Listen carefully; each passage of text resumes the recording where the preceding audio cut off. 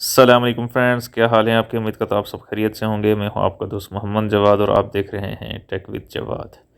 ये जो जगह आपको दिखाई जा रही है जी, ये अयूबिया रोड है। ये कुलडन्ना से अयूबिया की तरफ जो रास्ता जाता है, मतलब कुलडन्ना रोड से आप जैसे भी निकलते हैं ना, तो ये एक से आगे एक बाज़ार आता है रत्ती गली का, उससे और कुलडन्ना के जो चौक है ये वो वाला एरिया है। ठीक है, तो अब देख सकते हैं कि पैदल मुकामी हज़रात जो हैं पैदल चल के आ रहे हैं जी, क्योंकि गाड़ी अभी कोई भी नहीं है।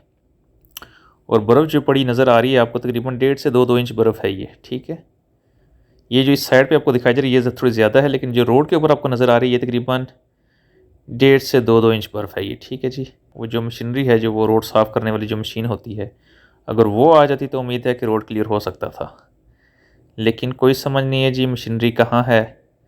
बर्फ़ लगी हुई है और अभी तक जो है कोई मशीनरी नहीं आई, और जिसकी वजह से आपको पता भी है कि यहाँ पे 18 से 20 बंदों का बताया जा रहा है। इन्ना लिल्लाहि व इन्ना इलैहि राजिऊन। 18 से 20 बंदों का बताया जा रहा है कि जी उनकी डेथ हो चुकी है। लेकिन ये आप देख सकते हैं कि उस टाइम सिंगल लाइन लगी हुई है जी यहाँ पे। अगर मशीनरी टाइमली आ जाती यहाँ पे, टाइम नहीं निकल सकती थी ये गाड़ियाँ।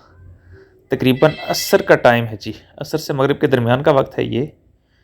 बर्फ़ भी आप देख सकते हैं कि ये रोड के ब्लॉक्स के ऊपर आप चेक कर सकते हैं, तकरीबन 2 से 2.5 इंच बर्फ़ हो चुकी है।